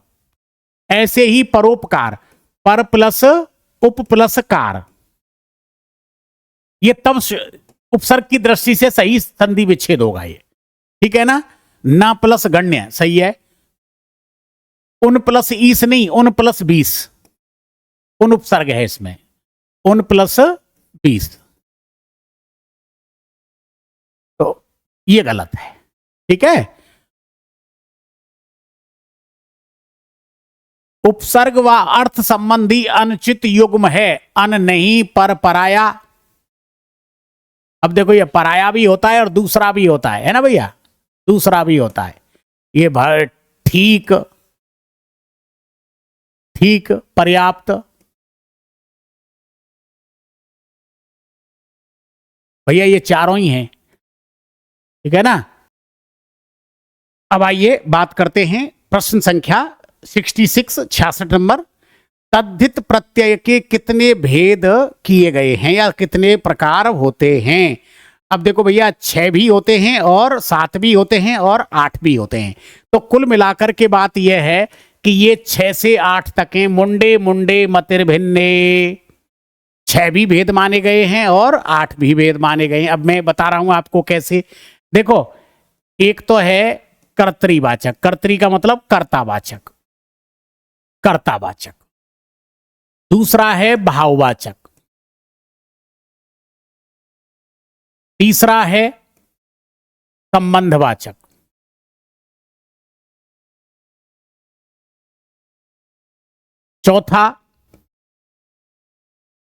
चौथा है गुणवाचक, गुणवाचक। पांचवा अपत्यवाचक, अपत्य का मतलब संतान, या पारिवारिक संबंधी। अपत्यवाचक। छठा है पूर्णतावाचक। और सातवां है स्त्रीवाचक। अब आप देखिए कि यहां पर कुछ विद्वान इनके अलावा, मैं आपको ये 2 स्टार लगा करके लिखा रहा हूं, इनको और मानते हैं। अब कुछ तो इनको इस तरह से ऊपर नीचे मैं बता दूंगा आपको अभी। एक तो है जैसे स्थानवाचक, स्थानवाचक, स्थानवाचक। और अगला है बहुवचनवाचक, बहुवचनवाचक, वाचक। जैसे स्थानवाचक है जयपुर से जयपुरी,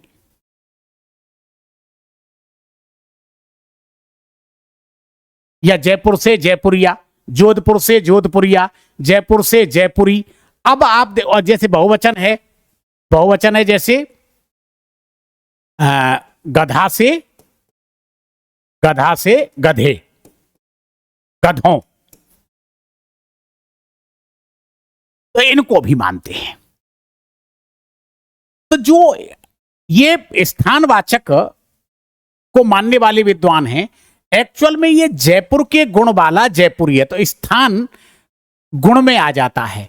तो ये कुछ तो इस स्थानवाचक को अलग से मानते हैं और कुछ इसी में मानते हैं, मतलब कुछ तो गुणवाचक में मिला के रखते हैं और कुछ इनको अलग स्थान देते हैं। जैसे जयपुर के गुण वाला जयपुरी, जोधपुर के गुण वाला जोधपुरी, हिंदी के गुण वाला हिंदी, मराठा के गुण वाला मराठी। ठीक है, तो ये स्थानवाचक। ऐसे ही बहुवचनवाचक, तो बहुवचन को यहां पर कुछ लोग स्थान नहीं देते, कुछ तो देते हैं और कुछ स्थान नहीं देते। तो ये तर्क संगत नहीं है, लेकिन स्थान संबंधी को लोग मानते हैं। और कुछ जैसे संबंधवाचक है। अब 6 क्यों मानते हैं? संबंधवाचक को गुण, संबंधवाचक और गुणवाचक, इन दोनों को कुछ लोग एक ही मानते हैं। ये न्यू मान के चलो आप, ये 3 नंबर है। तो इस अगर जो संबंधवाचक को और गुणवाचक को जो एक मानते हैं, मतलब संबंधवाचक नहीं, ये अपत्यवाचक, ये क्या है मैं आपको बता देता हूं।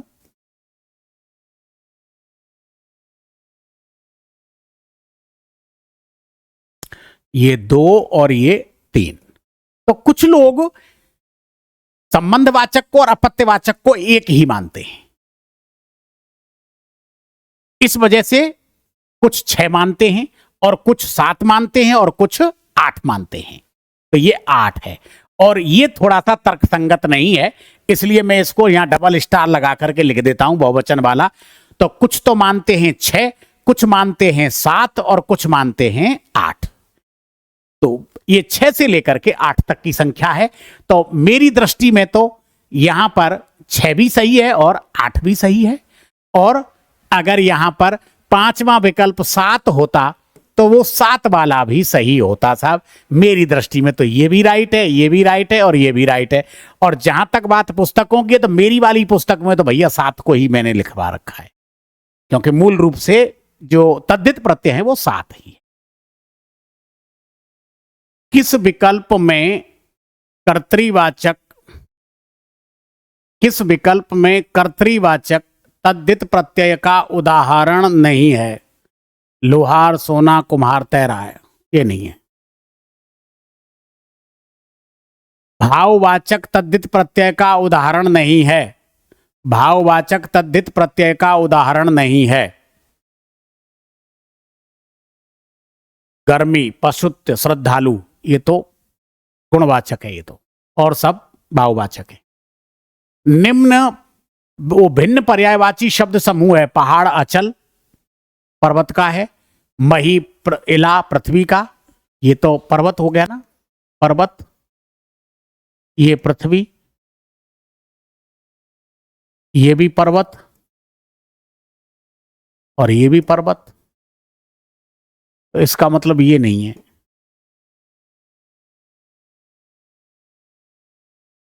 किस विकल्प के शब्द परस्पर पर्यायवाची हैं? तनय नीरद अली हरि सारंग महिप विरंच स्वयंभू विधि, इसके हैं, क्योंकि ये तो सब अलग अलग हैं सारे के सारे, ये तो सब ये ब्रह्मा के हैं, ब्रह्मा जी।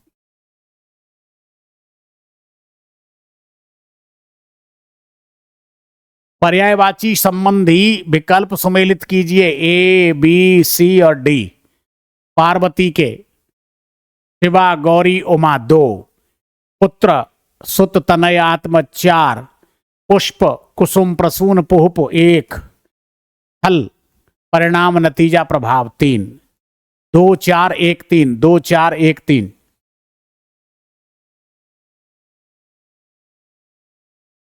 आस्था का विलोमार्थी है अनास्था।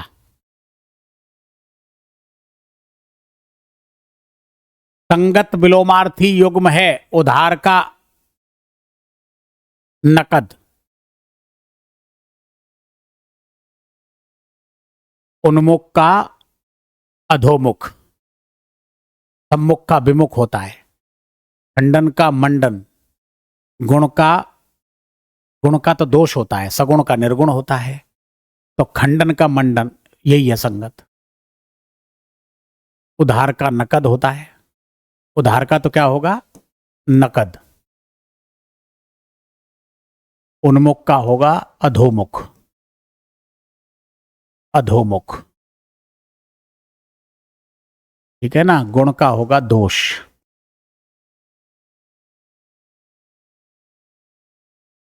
सम्मुख का विमुख होता है। अन उपसर्ग से किस शब्द का विलोमार्थी नहीं बनेगा? उपकार का अपकार होता है, इससे क्या बनेगा अपकार, तो इसमें अप उपसर्ग है। आसक्त से अनासक्त, आस्था से अनास्था, तो उपकार ये बनी बने। आयस और श्रम, आयस का मतलब श्रम, आवास का मतलब घर। ढका हुआ और दोहराना अर्थबोधक युग्म शब्द है। ढका हुआ तो इसका मतलब आवृत, और दोहराना का मतलब आवृत्ति। तरफ और दूसरा, तरफ माने और दूसरा माने और और। उक्ति और युक्ति शब्द युग्म का अर्थ है, उक्ति माने कथन और युक्ति माने दलील। शीघ्र प्रसन्न होने वाला आशुतोष। उपत्यका शब्द का प्रयोग किस वाक्यांश के लिए हुआ है? पर्वत के नीचे की भूमि उपत्यका, पर्वत के ऊपर की भूमि अधित्यका, अधित्यका।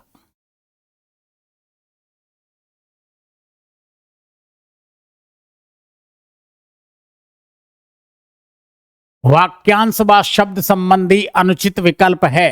वाक्यांश व शब्द संबंधी अनुचित विकल्प है। इतिहास से संबंधित ऐतिहासिक, वह जिसे अक्षरों का ज्ञान न हो, ये तो निरक्षर होगा भैया, निरक्षर, भट्टाचार्य, निरक्षर। क्षमा करने योग्य क्षम्य, यही है।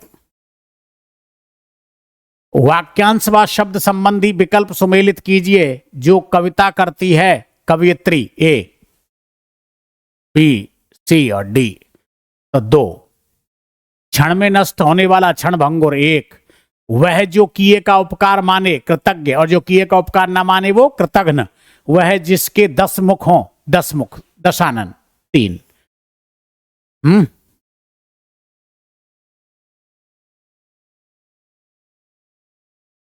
तो 2 1 4 3, 2 1 4 3, 2। 1 और 1 11 होना, मुहावरे का अर्थ है एकता में शक्ति।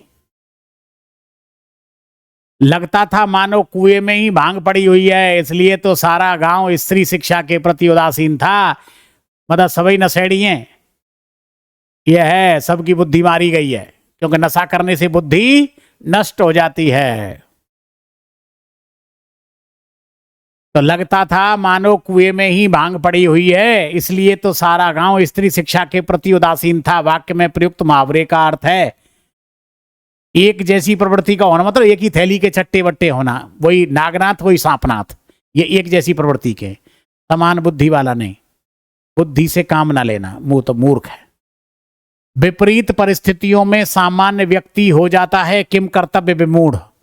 उसे समझ में नहीं आता कि वह क्या करे और क्या ना करे, तो क्या करूं और क्या ना करूं, तो किम कर्तव्य विमूढ़ होता है वो। मुहावरे व अर्थ संबंधी सही विकल्प कितने हैं? एक, लाठी से हाँकना, सबसे एक जैसा व्यवहार करना, खून खून के घूंट पीना, कागजी घोड़े दौड़ाना, कफन सिर पर बांधना, लड़ने मरने को तैयार होना। तो भैया 1 और 4 ये सही है यार। कागजी घोड़े दौड़ाना मतलब फालतू की लिखा पढ़ी करना, कागजी कार्यवाही, व्यर्थ की कागजी कार्यवाही। और खून के घूंट पीना मतलब अपने गुस्सा को दबा जाना। मैं कि खून पी के रह गया ना, खून का घूंट पी कर गया। किसी का घर जलाकर अपना हाथ सेकने वाले लोग जीवन में कभी सुखी नहीं रह पाते। वाक्य में प्रयुक्त मुहावरे का अर्थ है दूसरों का घर जलाकर हाथ सेकना, अपने छोटे से स्वार्थ के लिए दूसरों को हानि पहुंचाना, स्वार्थवश होकर छोटे बड़े का ख्याल न रखना। स्वार्थ के वशी होकर व्यक्ति कुछ भी नहीं सोचता ही है, अपने छोटे से स्वार्थ के लिए दूसरों को हानि पहुंचाना। बिहारी जी ने सतसई की रचना करके एक तरह से कलम ही तोड़ दी। कलम ही तोड़ दी मतलब कलम तोड़ना, कलम तोड़ना, तो कलम ही तोड़ दी। तभी तो आज भी वह रचना साहित्यकारों के लिए मतलब साहित्य रसिकों के लिए कंठ का हार बनी हुई है, कंठाहार। वाक्य में 2 मुहावरे प्रयुक्त हुए हैं, तो कलम तोड़कर रखना मतलब अद्वितीय रचना, तो भाग्यशाली समझना नहीं, अपनी प्रशंसा करना दायित्व यह है। अत्यधिक मर्मस्पर्शी रचना करना और प्रिय बनना। परागम के कारण बना अशुद्ध शब्द है आधीन। आधीन नहीं होता भैया, अधीन होता है, अधीन। और हो क्या गया है? आधीन, इसलिए यह है। अशुद्ध शब्द, अशुद्ध व शुद्ध शब्द वाला अनुचित युग्म है अहिल्या अहल्या, दोगुनी दुगुनी। अरे यार ये उल्टा हो गया, ये होना चाहिए वापिस और वापस, ये होना चाहिए था, ये क्रम यही है। गत्यावरोध नहीं होता, गति अवरोध होता है। इसमें भी स्वरागम हुआ है चौथा, क्योंकि इसमें ये होता है गति प्लस अवरोध, गति प्लस अवरोध, यण संधि से बना है ये, और शब्द बनेगा गत्यवरोध, गत्यवरोध।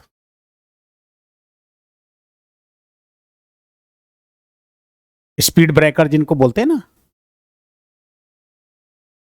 मेरे पास केवल मात्र 100 रुपये हैं, वाक्य किस शब्द के कारण अशुद्ध है? मात्र, केवल और मात्र एक ही है, ठीक है ना। ये अनावश्यक संज्ञा संबंधी अशुद्धि है। ये निम्नलिखित में से शुद्ध वाक्य नहीं है। मैं प्रातःकाल पढ़ता हूं, इसके बाद क्या हुआ? यह कैसे संभव है? वह सचिवालय कार्यालय में, सचिवालय या कार्यालय मतलब कार्यालय की आवश्यकता ही नहीं जब सचिवालय है तो यह है। अनुचित विच्छेद वाला विकल्प पहचाने। नहीं प्लस पाप, नहीं प्लस काम, ज्योति प्लस चक्र, नहीं, नहीं प्लस फल, ये होगा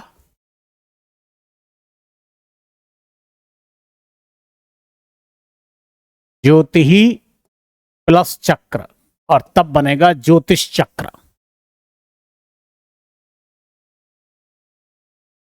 यदि आ को छोड़कर अन्य किसी स्वर के परे कोई अघोष व्यंजन हो तो अगर च छ होगा तो विसर्ग के स्थान पर श हो जाएगा, तालब श।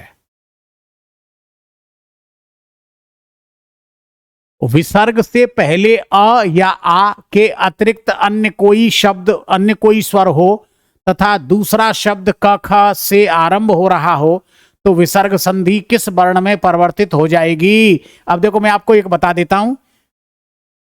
यदि अ आ को छोड़कर छोड़कर,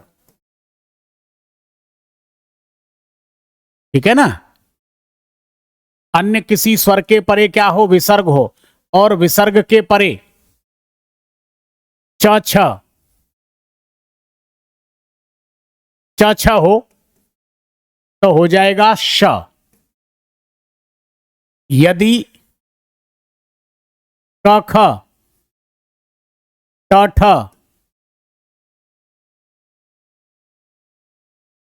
क ख ट ठ प फ में से कोई एक वर्ण होगा तो विसर्ग के स्थान पर क्या हो जाएगा, तो विसर्ग के स्थान पर हो जाएगा श। और यदि विसर्ग के परे क ख ट ठ प फ में से कोई एक वर्ण होगा तो विसर्ग के स्थान पर हो जाएगा मूर्धन्य श। और यदि विसर्ग के परे त थ में से कोई एक वर्ण होगा तो विसर्ग के स्थान पर हो जाएगा दंत्य स। ये नियम है ये कि यदि पदांत अ आ को छोड़कर अन्य किसी स्वर के परे कोई अघोष व्यंजन हो तो आ के छोड़कर अन्य किसी स्वर के परे विसर्ग हो और विसर्ग के परे कोई अघोष व्यंजन हो तो पदांत विसर्ग के स्थान पर यह परिवर्तन हो जाएगा। यदि विसर्ग के परे छ छ होगा तो विसर्ग के स्थान पर तालव्य विषय हो जाएगा। यदि विसर्ग के परे क ख ट ठ प फ में से कोई एक वर्ण होगा तो मूर्धन्य श हो जाएगा। और यदि विसर्ग के परे त थ होगा तो विसर्ग के स्थान पर स हो जाएगा। तो नियम क्या कह रहा है, यहां पर क्या प्रश्न पूछा जा रहा है कि विसर्ग से पहले, विसर्ग से पहले, पहले का मतलब लेफ्ट हैंड में, तो आ को छोड़कर अन्य कोई स्वर, अन्य कोई स्वर आ रहा है, ठीक है ना, आ को छोड़कर अन्य कोई स्वर हो और फिर उसके परे विसर्ग हो और विसर्ग के परे दूसरा क्या हो, क ख। तो देखो क ख तो क्या हो जाएगा, विसर्ग के स्थान पर कौन सा वर्ण हो जाएगा, श। तो राइट ऑप्शन ये। ऐसा ही है, देखो आप, निस्तारण शब्द में विसर्ग के साथ किस व्यंजन का मेल हुआ है और विसर्ग किस वर्ण में परिवर्तित हुआ है।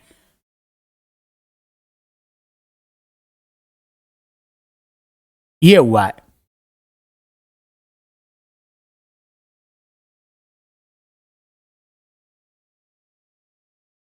हम्म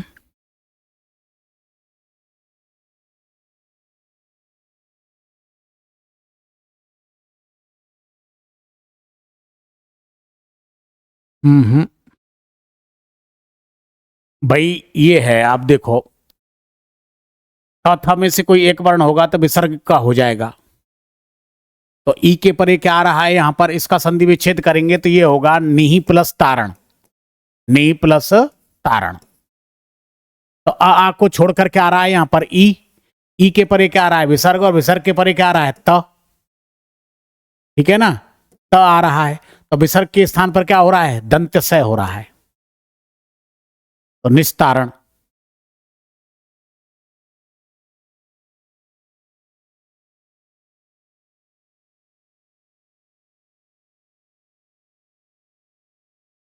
ये है।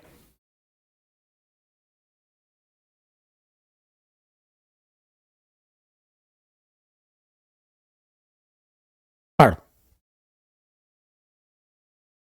असंगत अभीष्ट संधि पद है तपश्चर्या पद, तपश्चर्या चतु प्लस पद नी प्लस रोग, ये नहीं होगा।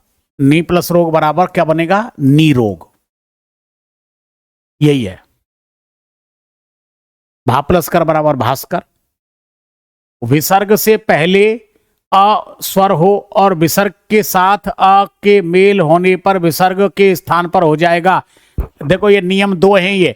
यदि विसर्ग के पर, यदि अ के परे विसर्ग हो, यदि अ के परे विसर्ग हो और विसर्ग के परे कोई सघोष व्यंजन, कोई सघोष व्यंजन, तो अ प्लस विसर्ग बराबर ए के स्थान पर क्या हो जाएगा, ओ। एक तो ये नियम है। और एक ये है कि यदि अ के परे विसर्ग हो और विसर्ग के परे दूसरा अ हो, दूसरा अ हो, तो अ प्लस विसर्ग बराबर ए के स्थान पर हो जाएगा ओ। और इस अ के स्थान पर या तो हो जाएगा लोप या हो जाएगा अवग्रह अ, ये एस के आकार का। तो राइट ऑप्शन विसर्ग ओ में बदल जाएगा। जैसे मनेह प्लस रंजन बराबर क्या बन गया? मनोरंजन। और एक है मनह प्लस अनुकूल, अनुकूल, तो क्या बन गया यहां पर?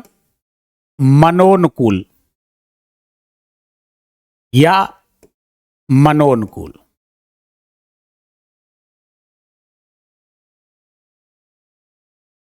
ये दोनों ही विकल्प हैं। ठीक है, ये होता है।